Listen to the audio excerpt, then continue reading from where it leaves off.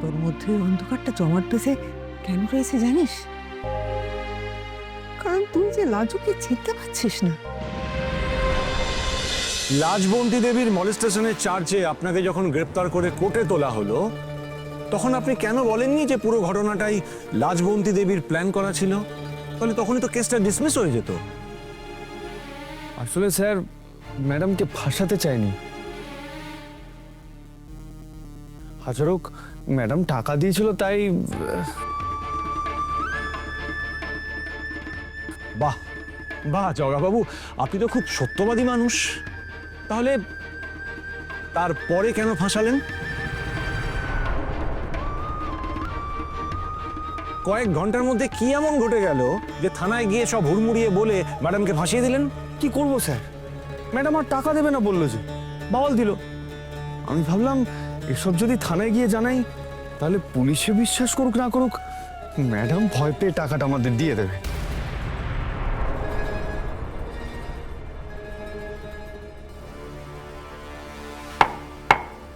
Order order, silence please. তারপর আর কি, ওই জগাদা যা বললো তাই আমরা পুলিশের কাছে গিয়ে সব বলে দিলাম। বাহ, বেশ। পুলিশ তো আপনাদের এগেনস্টে চার্জেস আনতে পারতো, ইনফ্যাক্ট আনবেও। আপনারা আগেও ফাঁসছিলেন, এখনো তো ফেঁসেই গেলেন। স্যার, আমাদের তো জেল হাজত চলতেই থাকে। আমরা ভেবেছিলাম ম্যাডাম অন্তত ভয় পেয়ে আমাদের টাকাটা দিয়ে দেবেন, তারপর আমরা বাকিটা সামলে নেব। আচ্ছা, লাজবন্তী ম্যাডামকে আপনারা চিনলেন কি করে?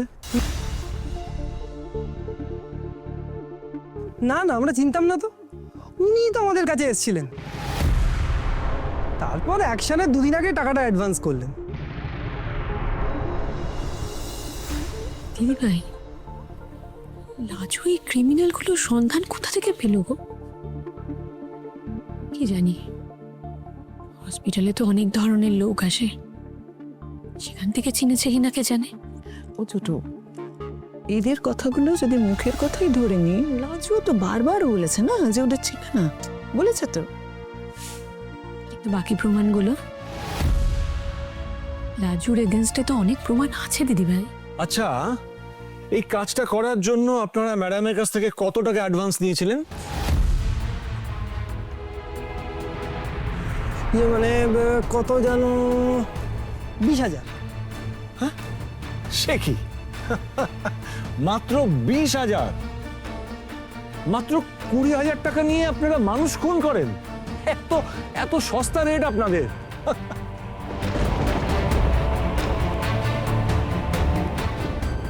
এক পেটি কাজ হলে বাকিটা দেবার কথা ছিল, ম্যাডাম তো কথার খেলাপ করলো। কাজ হয়নি, উনি টাকা দেননি, তাইতে রেগে আপনারা পুলিশের কাছে কেন গেলেন? অবজেকশন ইওর অনার, আমার লার্নেড ফ্রেন্ড ভুলে যাচ্ছে যেটা কোর্ট আন্ডারওয়ার্ল্ডের ডেন নয়। Advocate Bose, please maintain the decorum.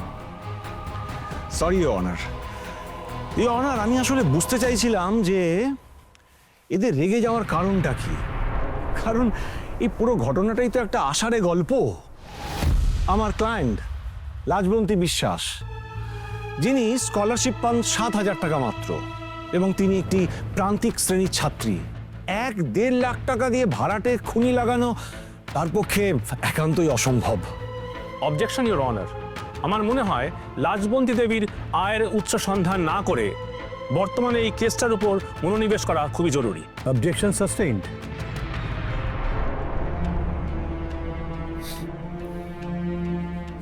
দাদু ভাই, আমি আজকে তোকে একটু কষ্ট দেব রে, কিন্তু আমি যে নিরুপায় রে। এমনি করে বলছো কেন ঠাম্মা? এমনি করে বললে তো আমার কষ্ট হয়। আজকে আমি কোর্টে গিয়েছিলাম, দেখলি তো। আমার বিরুদ্ধে দাঁড়াবে বলে? জেঠুমনির মতো তুমি আমাকে বোঝাতে চাইছো যে আমি ভুল, আমি অন্যায় করছি? আচ্ছা ঠাম্মি, তোমাকে যদি কাঠগড়ায় তুলতো তাহলে তুমি কি বলতে? কাঠগড়ায় তো আমি ডাকিনি দাদা, তাই কি বলতাম না বলতাম আমি নিজেও জানি না। তবে এখন যে কথাগুলো তোকে বলবো, সেগুলো না বললে উপরওয়ালার কাঠগড়ায় বুঝে আমাকে সাজা পেতে হবে রে। তুই না জেনে যে বড় রকমের একটা অন্যায় করে ফেলেছিস দাদু ভাই। তোমারও তো মনে হচ্ছে, তাই না ঠাম্মি?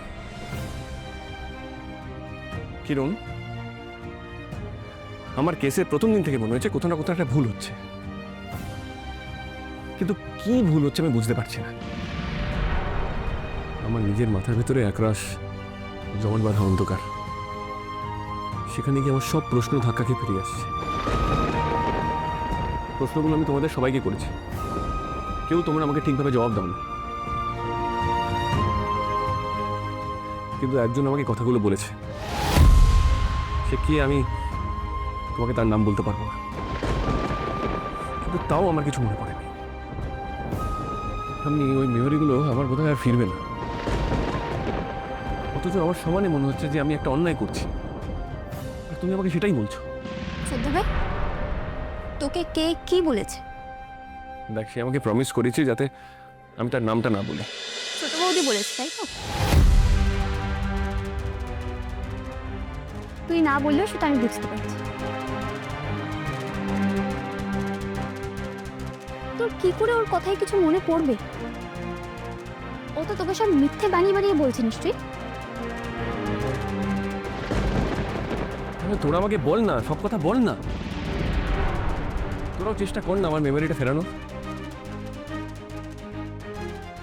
এই অর্ধেক অন্ধকারে থাকা একটা জীবন আমি আর পারছি না। জানো আমি যখন দেখি দিনের পর দিন জেঠু আমার অপোজিটে বসে আছে কোর্টে, তখন আমার খুব যন্ত্রণা হয়। যে মানুষটা আমাকে এতটা ভালোবাসে কেন মানছে না আমার কথা?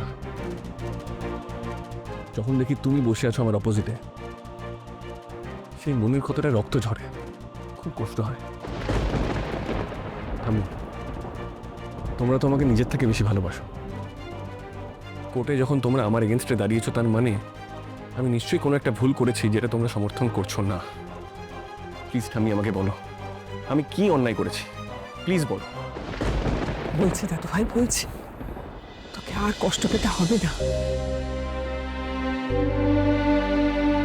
তোর মধ্যে ওই অন্ধকারটা জমাট বেঁধে কেন রয়েছে জানিস? কারণ তুই যে লাজুকে চিনতে পারছিস না, যে অন্ধকারটায় হারিয়ে লুকিয়ে বসে আছে।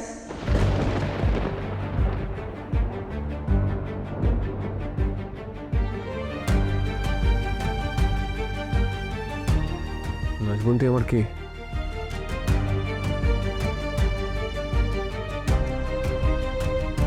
কেউ নয়, আবার কেউ তো বটে।